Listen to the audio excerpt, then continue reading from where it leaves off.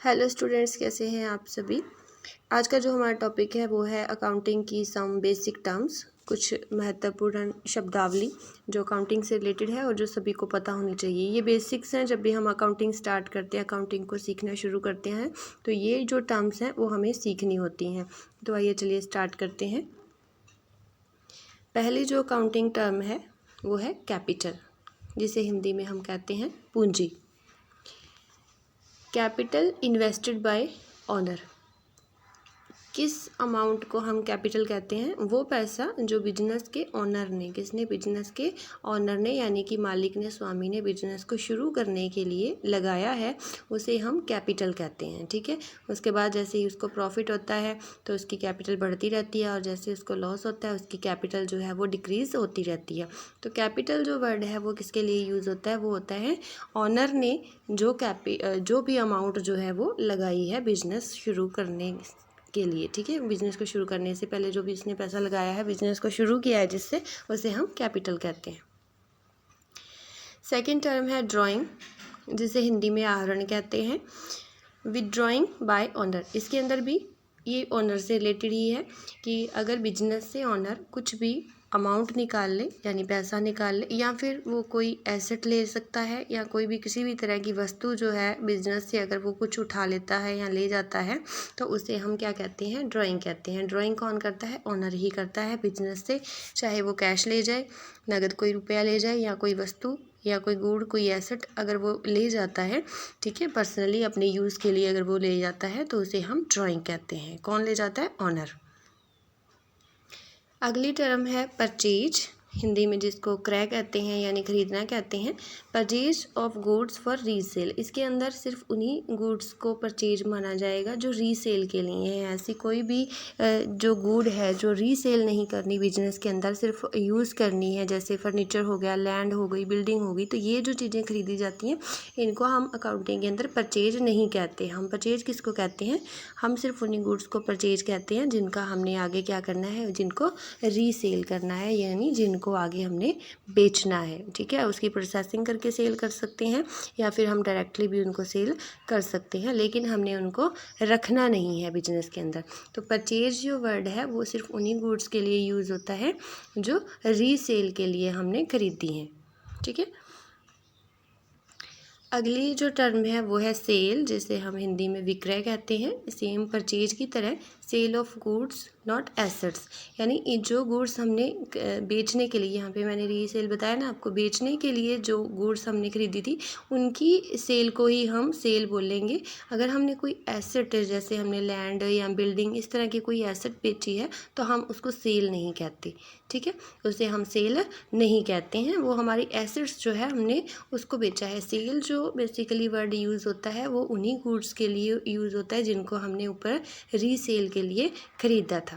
ठीक है। तो एसेट की सेल को सेल नहीं कहा जाता। उन गुड्स की जो सेल होती है उन्हीं को ही सेल बोला जाता है जिनको हमने रीसेल के लिए परचेज किया था। तो यहाँ पे आपको डिफरेंस समझ में आ गया कि सेल वर्ड और परचेज वर्ड। परचेज उन्हीं गुड्स को कहना है जिनको हमने रीसेल करना है, और सेल हमने उन्हीं गुड्स की सेल को सेल मानना है जिनको हमने रीसेल के लिए ही खरीदा था, ताकि बिजनेस के अंदर यूज़ करने के लिए या रखने के लिए। अगली टर्म है डेटर्स, देनदार, जिसे नाम से ही पता चल रहा है कि देनदार वो लोग जिन्होंने हमें पैसा देना है। जैसे हमने किसी को क्रेडिट सेल की है, ठीक है, जैसे राम को, मोहन को, सोहन को हमने उधार माल बेचा है, उधार हमने सेल की है, क्रेडिट सेल की है, तो उन्होंने हमें पेमेंट करनी है। तो वो लोग जिन्होंने हमें पेमेंट करनी है, जिन्होंने हमें पैसे, रुपए देने हैं, अमाउंट पे करनी है, वो हमारे क्या होते हैं? डेटर्स होते हैं। ठीक है। इसका उल्टा हो जाएगा क्रेडिटर्स, यानी बिजनेस ने जिन लोगों को पेमेंट करनी है, वो लोग जिन्होंने बिजनेस से रुपए अमाउंट लेने हैं, वो लेनदार होते हैं, वो क्रेडिटर होते हैं। ठीक है। जिन्हें हमें पेमेंट करनी है वो हमारे देनदार, जिन्होंने हमसे पेमेंट लेनी है वो हमारे लेनदार, क्रेडिटर्स। ठीक है। तो डेटर और क्रेडिटर्स में भी फ़र्क आपको समझ में आ गया होगा कि डेटर्स जिन्होंने हमें पेमेंट करनी है, और क्रेडिटर्स जिनको हमें पेमेंट करनी है, यानी बिजनेस को पेमेंट करनी है। फिर कैश, नगद जो रुपया हमारे पास होता है, हमारे पास होता है उसे हम क्या कहते हैं, कैश। अगर वो पैसा बैंक में है तो हम उसको कैश एट बैंक बोलते हैं, ठीक है। और अगर वो पैसा हमारे पास है तो हम उसको कैश इन हैंड कहते हैं। तो नगद रुपये को कैश कहा जाता है, ठीक है।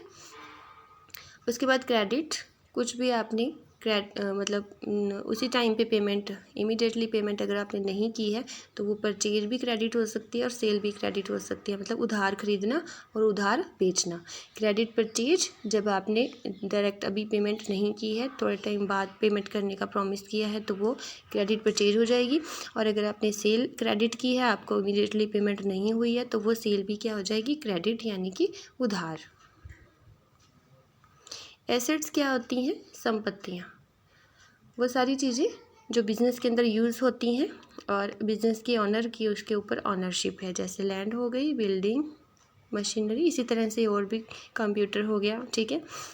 और भी बिज़नेस में अंदर यूज़ होने वाली कोई चीज़ें हो गई, टेबल हो गया, मशीनें तो हो गई, ट्रक वगैरह हो गए, किसी भी तरह की कोई भी प्लांट हो गई, ठीक है। तो बिज़नेस के अंदर जो एसेट्स हैं जिनके ऊपर ऑनरशिप है ऑनर की, संपत्तियों को क्या कहते हैं, एसेट्स कहते हैं। लाइबिलिटीज़ हमारे दायित्व, हमारी जिम्मेवारियाँ जिनकी हमने पेमेंट करनी है, जैसे लोन, क्रेडिटर्स जो ऊपर मैंने बताया, लेनदार जिनको हमने पेमेंट करनी है, और आउटस्टैंडिंग कुछ ड्यूज़ पड़े हुए हैं हमारे जिनकी अभी तक पेमेंट नहीं हो पाई है, उसे हम लाइबिलिटी कहते हैं। हमारी जिम्मेवारियों को, हमारे सिर पे जो बोझ है, जो दायित्व है, ठीक है, जिनको हमने चुकाना है, जिनकी पेमेंट करनी है, तो वो लाइबिलिटीज़ होती हैं। अगली टर्म है परचेज रिटर्न, जिसे रिटर्न आउटवर्ड भी कहते हैं। परचेज रिटर्न के तो नाम से समझ में आ रहा है, जो भी आपने ऊपर परचेज की थी उसको क्या कर देना है, रिटर्न। कई बार होता है ना कि हमने कुछ ख़रीदा था तो वो चीज़ें डिफेक्टिव हो सकती हैं या अकॉर्डिंग टू सैंपल नहीं होती हैं, तो हम उसे वापस कर सकते हैं। तो उसके लिए जब हम अपनी खरीदी हुई चीज़ को वापस करते हैं तो उसे बोलते हैं परचेज रिटर्न। तो रिटर्न करते हैं तो वो जो हमारी गुड्स हैं वो बाहर चली जाती हैं, तो इसलिए हम इसको रिटर्न आउटवर्ड, क्रय वापसी भी कहते हैं हिंदी के अंदर, ठीक है, रिटर्न आउटवर्ड कहते हैं। और इसका उल्टा हो जाएगा आपका सेल्स रिटर्न। अगर आपने सेल की थी और आपने जिसको भी सेल की थी उसको आपकी जो गुड्स हैं वो डिफेक्टिव लगती हैं या अकॉर्डिंग टू सैंपल नहीं लगते हैं, तो वो भी आपको वापस कर सकता है। तो जो बिका हुआ माल है, आपका सामान है, वो वापस आ जाता है, तो इसको हम सेल्स रिटर्न कहते हैं। तो बेचा हुआ माल वापस आता है तो हम इसको रिटर्न इनवर्ड बोलते हैं। क्या बोलते हैं इसको, रिटर्न आउटवर्ड नहीं है, ये इनवर्ड है, ठीक है। तो रिटर्न इनवर्ड होता है, विक्रय वापसी। फिर आ जाता है प्रॉफिट। प्रॉफिट यानी कि लाभ, प्रॉफिट फ्रॉम बिजनेस ऑपरेशन। अगर आपको ऐसा प्रॉफिट हुआ है जो सिर्फ बिजनेस ऑपरेशन से, मतलब जिसका आप बिजनेस करते हैं, जैसे आप कपड़े का बिजनेस करते हैं, स्टील का, लोहे का, जो भी बिजनेस करते हैं, तो उस बिजनेस को करने से अगर आपको कोई फ़ायदा हुआ तो वो तो प्रॉफिट होता है। और ठीक है, उसको हम क्या बोलते हैं, प्रॉफिट बोलते हैं। और इसी के साथ ही गेन जो होता है, गेन वर्ड भी बहुत बार यूज़ होता है। गेन को भी हिंदी में तो प्रॉफिट मतलब प्रॉफिट की तरह लाभ ही कहते हैं, लेकिन इसमें फ़र्क ये है कि ये हमारी जो नॉर्मल बिजनेस ऑपरेशन से नहीं होता है। जैसे आपके पास कोई ज़मीन थी, तो ज़मीन अगर आपने बेची है, ठीक है, मान लीजिए 2 लाख की थी वो और आपने उसको 3 लाख में बेचा है, तो 1 लाख का जो प्रॉफिट है, तो ये बिजनेस करने से आपने नहीं कमाया है, ये बिजनेस की जो एक्स्ट्रा एक्टिविटी है वहाँ से आपने कमाया। तो अगर बिजनेस करने से आपको होता है तो उसे हम प्रॉफिट कहते हैं, और बिजनेस के अलावा अगर आपको कहीं से कुछ फ़ायदा हुआ है तो उसे हम क्या कहते हैं, गेन कहते हैं। तो गेन और प्रॉफिट में फ़र्क समझ में आ गया। ये बिजनेस ऑपरेशन से होता है और ये not related to business operation, मतलब अदर एक्टिविटीज़ से होता है गेन आपको, ठीक है। वैसे इन दोनों को ही लाभ बोला जाता है। स्टॉक किसे कहते हैं, स्टॉक को हिंदी में कहते हैं रहतिया। इसका मतलब होता है बिना बिका हुआ माल, यानी एंड ऑफ द ईयर 31 मार्च को जो भी आपकी गुड्स हैं जो बिके बिना रह गई हैं, जिनको अभी तक आपने सेल नहीं किया या सेल नहीं हो पाई हैं, उसे हम क्या कहते हैं, स्टॉक कहते हैं। तो स्टॉक को भी आगे टू पार्ट्स में डिवाइड कर देते हैं, जैसे क्लोजिंग स्टॉक और ओपनिंग स्टॉक। जो 31 मार्च को जो स्टॉक होता है उसे हम क्लोजिंग स्टॉक कहते हैं, ठीक है। क्लोजिंग मतलब क्लोजिंग डेट को होता है। और जो वही 31 मार्च वाला जो स्टॉक होता है वो नेक्स्ट ईयर यानी कि 1 अप्रैल को ओपनिंग स्टॉक बन जाता है। तो स्टॉक का मतलब बेसिकली मीनिंग यही होता है कि जो बिना बिका हुआ माल होता है। तो ये थी कुछ बेसिक टर्म्स जो आपको समझ में आ गई होंगी। आपको ये वीडियो कैसा लगा? Thank you.